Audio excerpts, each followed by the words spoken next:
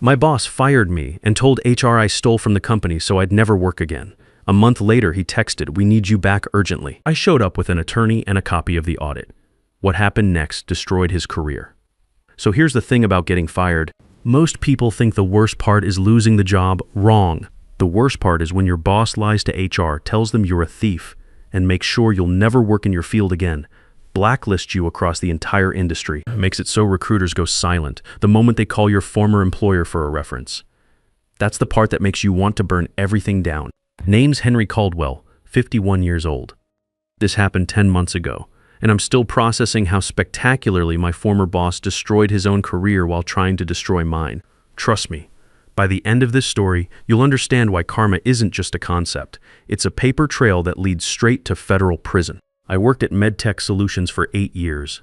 Started as a quality assurance specialist fresh out of the Navy after 6 years of service. 6 years of learning that attention to detail isn't just important, it's the difference between mission success and catastrophic failure. That mindset served me well in the medical device industry, where one documentation error could mean FDA shutdown or worse, patient harm. Worked my way up to Director of Quality Assurance by year 5. Managed a team of 4 people who actually knew what they were doing. Linda Santos, my senior quality analyst who'd been with the company 12 years, Carl Hughes, who handled compliance documentation, Maria Gonzalez, who managed supplier audits, and Steve Martinez, our newest hire, who'd come from Johnson & Johnson with impressive credentials. I oversaw compliance for $12 million in annual revenue across 2 product lines. The company made surgical instruments, forceps, scissors, retractors, and patient monitoring devices, the kind of equipment that goes into operating rooms and ICUs. Serious business with serious regulations. 1 batch record error, 1 contamination incident, 1 traceability gap, and we'd have FDA investigators crawling through every file cabinet and computer drive we owned. My boss was Philip Barnes, Vice President of Operations.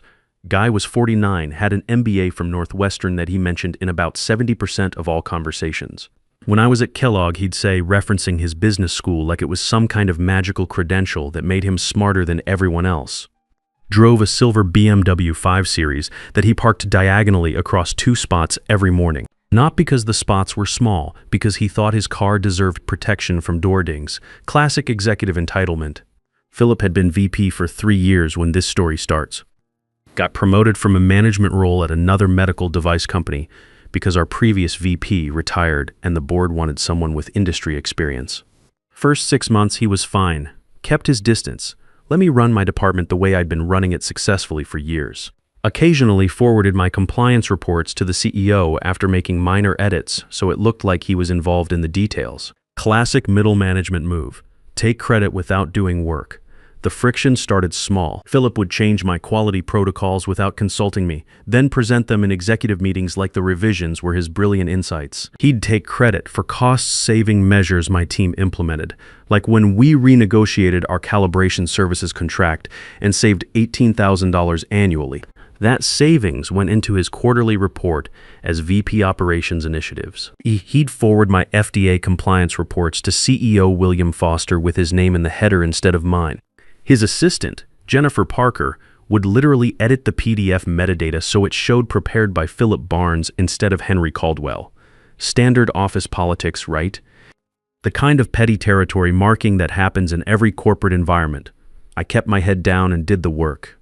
Told myself it didn't matter as long as the company stayed compliant and my team was respected.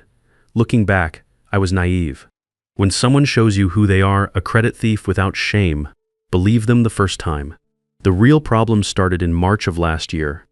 CEO William Foster called an all-hands meeting to announce we'd be implementing a new digital quality management system, basically moving from paper-based documentation to full electronic records. Everything, batch records, quality inspections, supplier audits, customer complaints, corrective actions, deviation reports, all integrated into one platform. This is the future of medical device manufacturing. William said during the announcement, full traceability, real-time data, faster FDA response times. In theory, he was right. Electronic quality systems can eliminate transcription errors, speed up document retrieval during inspections, and provide better trend analysis. In reality, these implementations are where companies go to die. I'd seen it happen at my previous employer before joining MedTech. A company decides to modernize, hires consultants, picks expensive software, and 18 months later, they're hemorrhaging cash while the new system still doesn't work. Philip was supposed to lead our transition. Made sense on paper. VP Operations should oversee quality systems. He talked a big game in the kickoff meeting. Brought in slides about digital transformation and operational excellence. Used buzzwords like synergy and optimization and best practices without actually explaining what any of it meant. Classic MBA presentation style, lots of strategy speak, zero tactical detail. He was drowning within 2 weeks. The man had no idea what he was doing. I sat in project meetings watching him fumble through basic questions about validation requirements and data migration. "Henry, what do you think about the validation approach?" He'd ask, trying to make it look like he was delegating when really he was clueless about FDA validation requirements. Should we do full validation or can we get away with verification? That question told me everything. In medical device manufacturing, you don't get away with anything when it comes to FDA compliance. You do what the regulations require, period. 21 CFR Part 820 doesn't care about your budget or timeline. Computer system validation is mandatory, not optional.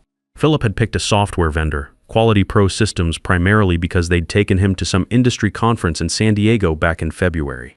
The Quality Pro team really impressed me in California. He'd say constantly. Translation: they bought him steak dinners at expensive restaurants and promised implementation would be easy. He didn't properly scope the requirements. Didn't involve department heads in the selection process. Didn't account for our custom validation protocols or the specialized documentation our cardiac device clients required. Just signed a contract because the sales rep was friendly and showed him polished demo videos. The vendor quoted $180,000 for the full project. Philip told CEO William Foster and the board it would cost $110,000 and be done in 4 months. Where'd he get those numbers? No idea. Maybe he thought he could negotiate them down mid-project. Maybe he genuinely believed he could cut corners and still deliver FDA-compliant results. Either way, he was catastrophically wrong by May, 6 weeks into implementation. We were already $85,000 over budget with maybe 30% actual completion. And that's being generous about the completion percentage. The old paper system was partially shut down because Philip's implementation plan called for gradual cutover. So we were stuck in this nightmare middle state where half our data lived in filing cabinets and half lived in Quality Pro servers and nothing connected properly. Production was reporting batch record discrepancies daily. We'd show 150 surgical forceps completed in the new system, but physically we only had 127 units in finished goods inventory. That's an $8,000 variance just sitting there unresolved. Multiply that across 40 different SKUs and you can imagine the chaos. Quality couldn't close monthly reports properly because data was scattered across 2 incompatible systems. Month-end reporting that normally took us 3 days was stretching to 10 days because we had to reconcile records manually. Customer complaints were getting delayed because the quality team couldn't access historical data quickly enough. We'd promise response times to medical device distributors based on what the old system showed, then discover we couldn't pull the supporting documentation from either platform. Lost a $95,000 order to a surgical center in Denver because we couldn't demonstrate lot traceability within their required 48-hour timeline. They went to a competitor who could provide immediate documentation. Meanwhile, we had an FDA inspection scheduled for September. If our quality management system was broken during that visit, we'd lose our manufacturing license. Game over. No more business, no more jobs, no more company. FDA doesn't care about your implementation timeline or budget constraints. They care about one thing. Can you demonstrate that every medical device leaving your facility is safe and properly documented?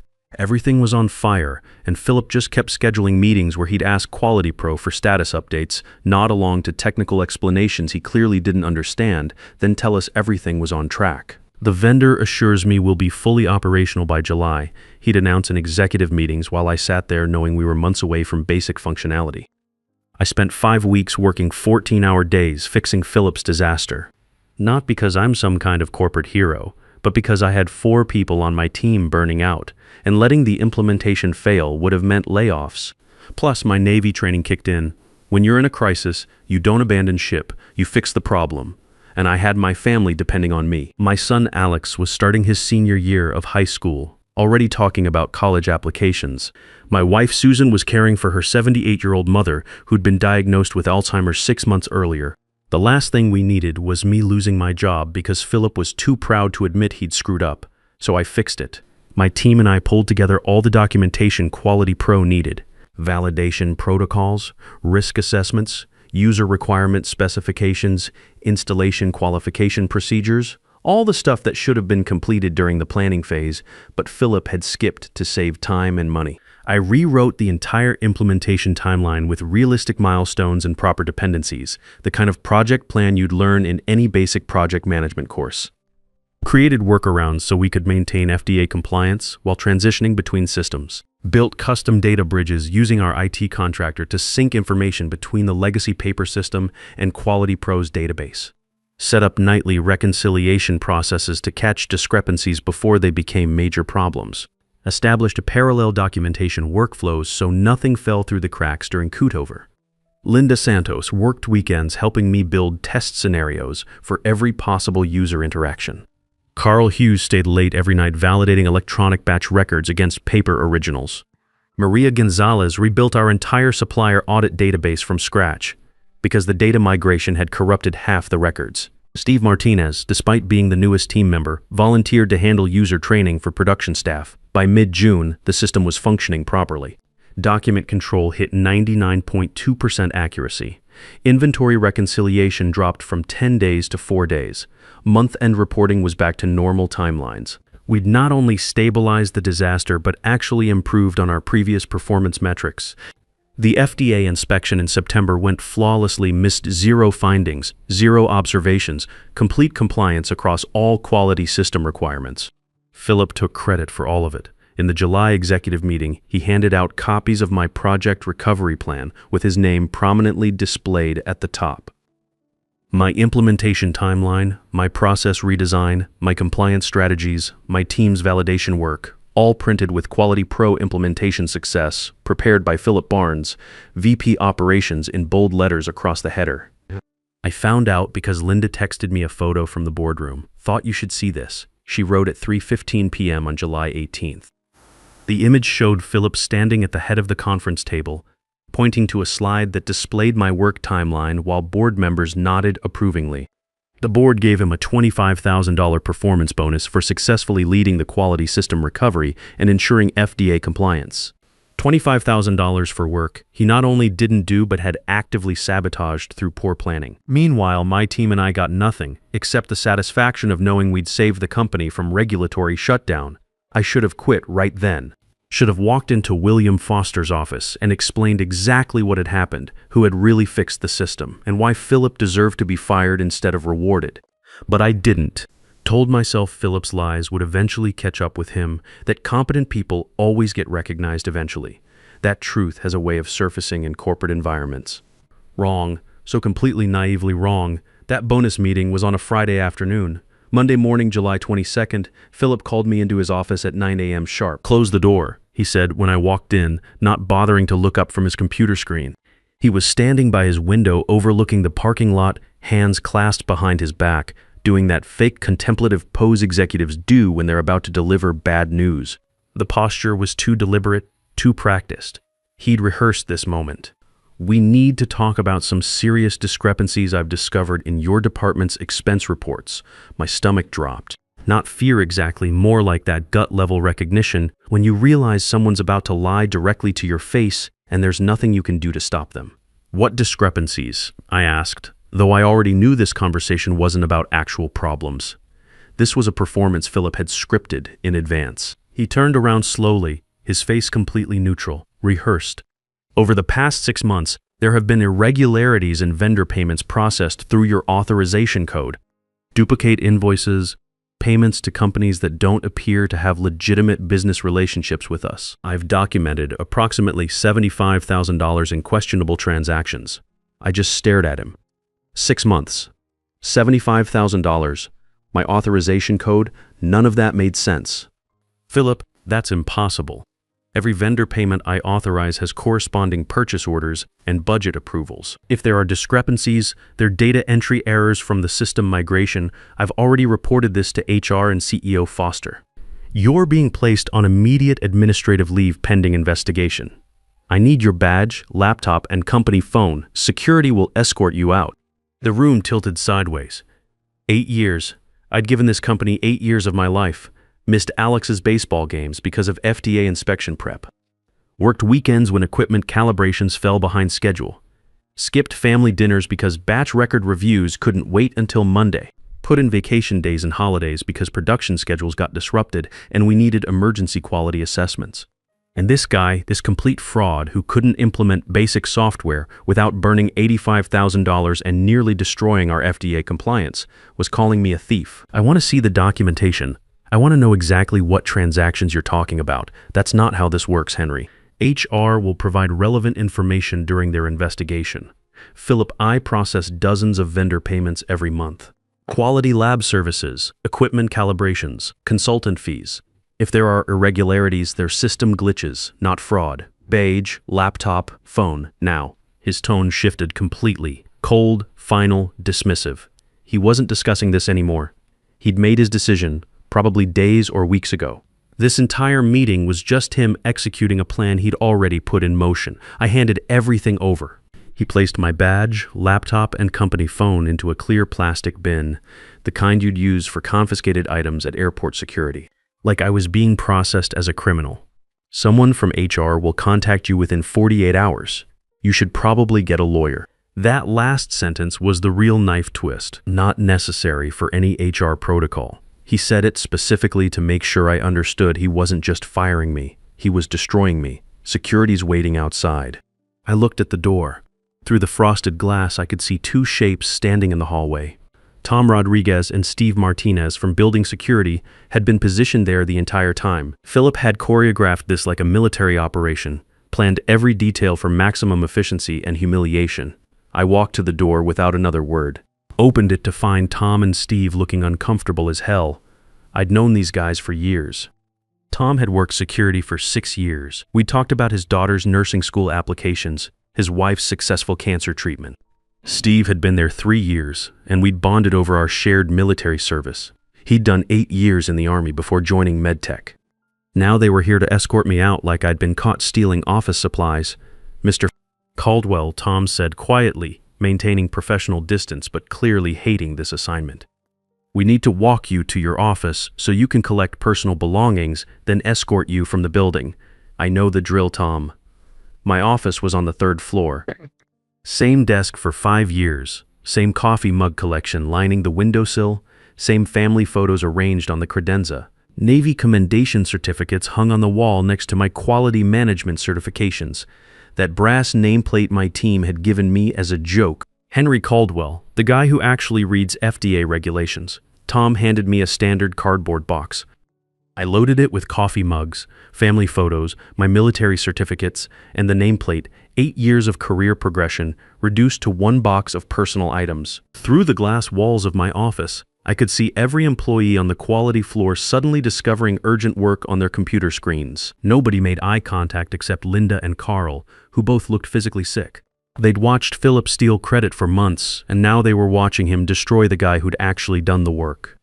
The elevator ride to the lobby felt endless. The reception area went completely silent when we walked through, -30 employees suddenly finding their phones fascinating. Only Steve Martinez from my team caught my eye and nodded slightly, a small gesture of respect that meant more than he probably realized. Outside, it was drizzling, perfect pathetic fallacy for getting fired. I stood there holding my cardboard box in the rain, watching Tom and Steve drive away in the security golf cart when my phone rang. Art Kim, my Navy buddy who'd gotten out the same year I did. We'd stayed in touch, met for drinks every few months to complain about corporate politics and compare war stories from our respective companies. "Henry, you getting in this truck or planning to stand there looking like a kick dog?" His pickup was idling at the curb. He'd somehow known to be there, probably called by Steve Martinez, who had Art's number from a company barbecue last year. Art had brought bungee cords and secured my pathetic box like furniture headed to Goodwill. We drove in silence for about 5 minutes before Art spoke up. "What's your play here? Haven't decided yet." Complete lie. Art had known me since basic training 15 years ago. He could tell when I was already formulating a plan. "You know, this is bullshit, right? Whatever Barnes is claiming, yeah, I know. You documenting everything like usual. That was the thing about military training. It teaches you that documentation isn't just bureaucracy, it's survival. In the Navy, if something wasn't properly logged and signed off, people could die. In corporate America, if something wasn't documented, your career could die. Every email, every file, every transaction for 8 years. Art smiled grimly. Then Barnes just made the biggest mistake of his life. At home, I sat in my garage workshop and opened the severance envelope Philip had included with my confiscated equipment. 4 months salary minus $31,000 gross before taxes. Benefits continuation through October. Standard non-disparagement clause preventing me from publicly criticizing the company. Non-compete agreement blocking me from working for medical device competitors for 12 months. But buried in Section 2C was a sentence Philip's lawyers had either missed or underestimated. Departing employees retain whistleblower protection rights per FDA regulations 21 CFR 803.58, including the right to report quality system violations to federal authorities without company retaliation. FDA whistleblower protection. If I reported compliance violations to federal regulators, MedTech couldn't legally retaliate against me. And after 8 years of meticulous documentation, I had records of every quality system shortcut, every compliance corner Philip had tried to cut, every regulatory requirement he'd ignored during the implementation disaster. I called George Morrison, the employment attorney Art had recommended, former military himself, 9-12 years Army JAG before going into private practice. His office was downtown, 15th floor, windows overlooking the river. Guy was maybe 55, gray hair. Looked like he'd seen every type of corporate betrayal humans could devise. I laid out everything methodically. The quality system disaster Philip had created, how my team had fixed it, Philip stealing credit and getting rewarded, then the sudden fraud accusations with zero documentation provided. George took notes on a legal pad, old school, didn't even touch his computer during our meeting. When I finished, he looked up. Did Barnes provide you any documentation about these supposed financial discrepancies? Nothing, just verbal accusations in his office. That's good, very good. How much access did you have to the company's vendor payment systems? Complete access. I authorized payments for quality-related services, lab testing, equipment calibration, consultant fees, software licenses. So theoretically, you could have diverted funds if you'd wanted to. Theoretically, yes, but I didn't. George leaned back in his chair. I believe you. But here's what Barnes is going to argue. You had means, you had opportunity, and he's going to fabricate some kind of motive. Maybe claim you were upset about being passed over for promotion, or that you felt underappreciated. He'll create a narrative that sounds plausible on paper. My chest tightened. So what do? We do 3 things. First, I file a cease and desist letter demanding MedTech stop making defamatory statements about you. Second, I request all documentation related to these alleged discrepancies through formal discovery. Third, and this is the important part, we conduct our own forensic audit. A forensic audit, I asked? You had complete access to financial systems, and so did Barnes. If there are fraudulent transactions, we need to determine who actually initiated them. My gut says Barnes is projecting, accusing you of exactly what he's been doing himself. That thought hadn't occurred to me, but it made perfect sense. Philip had been acting paranoid for months, defensive during budget reviews, vague about certain vendor relationships. Classic guilty behavior. How long would an audit take? With the right forensic accountant, 3 to 4 weeks if we move fast. I know someone who specializes in this, Roger Walsh. Former FBI, worked corporate fraud cases for 20 years. He's expensive but thorough. How expensive? $20,000, maybe $25,000 for a full analysis. I didn't have that kind of money sitting around. My savings account had $8,000, and Susan and I were already stretching financially with her mother's medical bills and Alex's college fund. But I also didn't have a choice.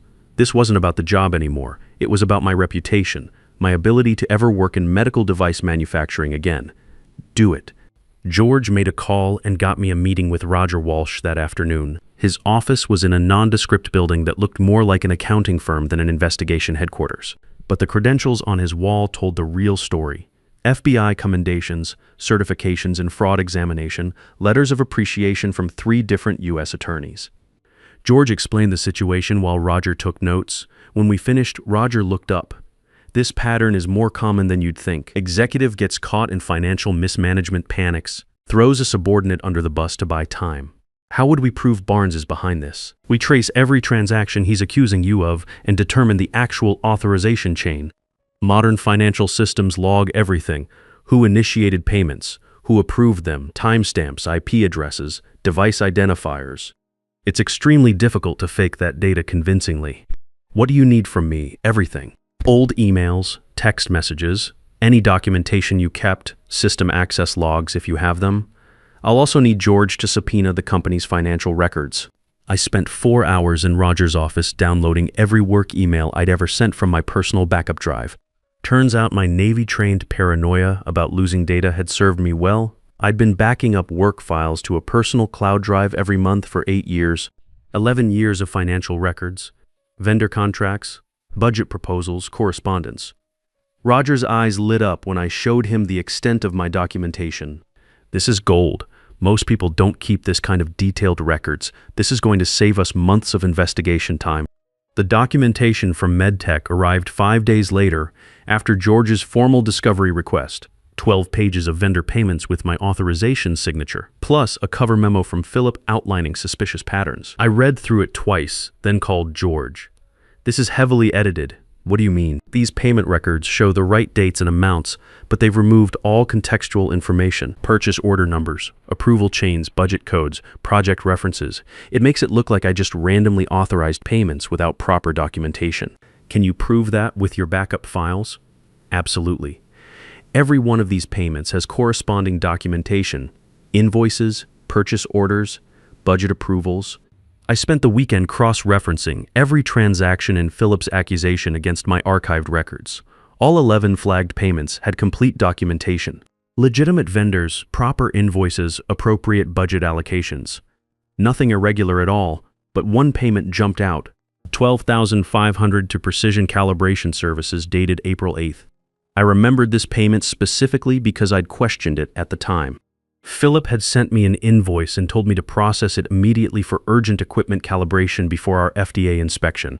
I'd asked for the purchase order. He said he'd email it, but never did. He followed up 3 times that day, insisting the payment had to go through for critical compliance reasons. I'd processed it because he was my boss and claimed it was FDA required. Looking back, that was stupid. The invoice looked generic, basic Word document formatting, no company logo, address listed was a UPS store mailbox. I sent everything to Roger. He called me Sunday evening. You need to come to my office first thing Monday morning. I found something big. Monday morning, Roger's desk was covered with financial records, transaction logs, spreadsheets with highlighted rows. He looked like he hadn't slept. Barnes has been running a vendor fraud scheme for at least 2 years, he said, without preamble. I found 8 payments to shell companies, fake businesses with UPS store addresses. No websites, no business licenses, no employees. Total of $75,000, all processed through accounts he controlled. My hands started shaking. How did you find this? Your backup files documented everything, including invoices and purchase orders. I cross-referenced those against MedTech's official vendor database. These 8 companies don't appear anywhere in procurement records, contract files, or tax documents. They literally don't exist. But Philip had me process one of those payments, right? That's probably when he realized you might notice the pattern if you looked closely. So he fired you and blamed the whole scheme on you. Classic misdirection. The rage hit me like a physical force. This wasn't just about stealing credit anymore. Philip had been systematically embezzling money and was planning to frame me for it. Can we prove Philip created these vendors? I'm working on that. I've traced some payments to bank accounts.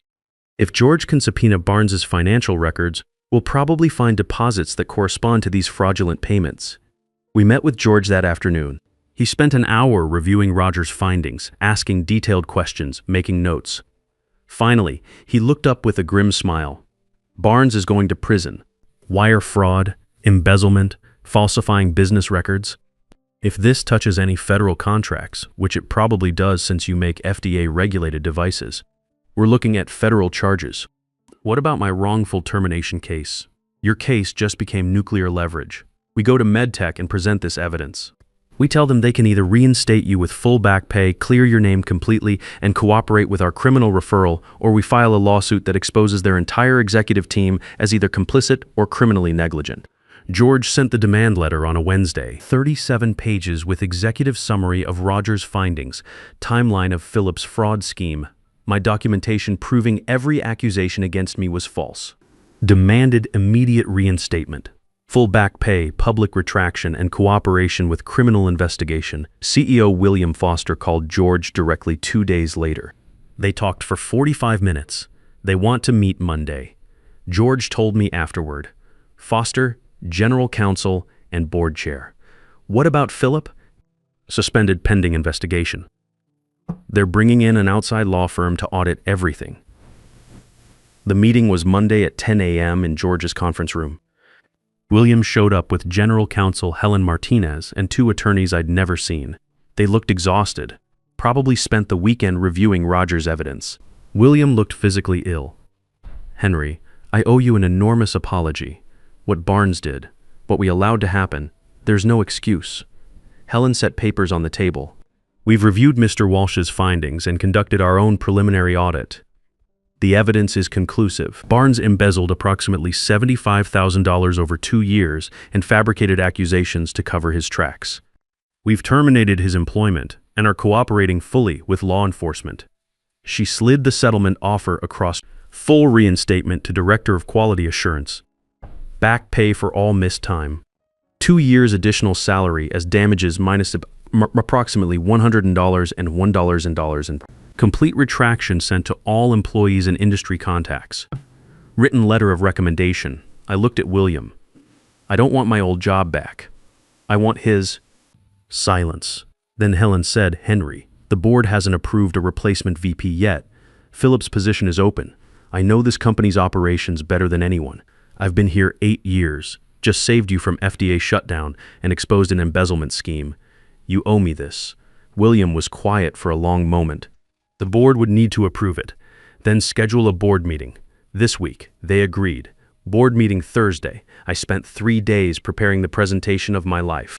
Not about revenge, about competence and leadership. I outlined the quality system implementation disaster and how my team had saved it.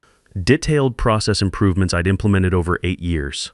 Showed cost savings, compliance improvements, customer satisfaction metrics. Thursday came. Boardroom, 6 board members, William, Helen, George, and me. I presented for 40 minutes without mentioning Philip once. Board chair Dorothy Phillips leaned forward. Mr. Caldwell, what Barnes did was unconscionable. If we appoint you VP Operations, what's your first priority? Complete operational audit. Not just Barnes's fraud, but every process, every system, every control. We're never letting something like this happen again. She smiled. When can you start? Monday. They voted unanimously. Philip's federal trial took 8 months. Wire fraud, embezzlement, making false statements. Roger testified about the forensic audit. I testified about the fraudulent vendor scheme. Jury deliberated 3 hours. Guilty on all counts. 4 years federal prison, $75,000 restitution. Lifetime ban from corporate leadership. I didn't attend sentencing. I'd already won. I've been VP Operations for 7 months now.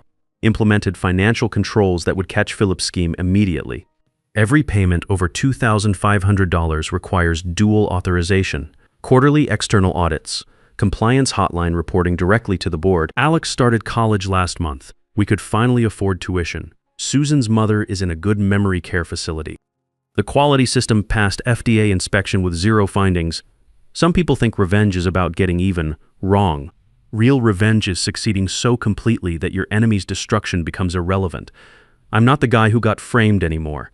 I'm the VP who saved a company and sent a criminal to prison. That's better than even. That's justice. In corporate America, your documentation isn't just paperwork. It's your insurance policy against liars and thieves. The difference between getting destroyed and destroying your enemies isn't luck or connections. It's keeping better records than they do.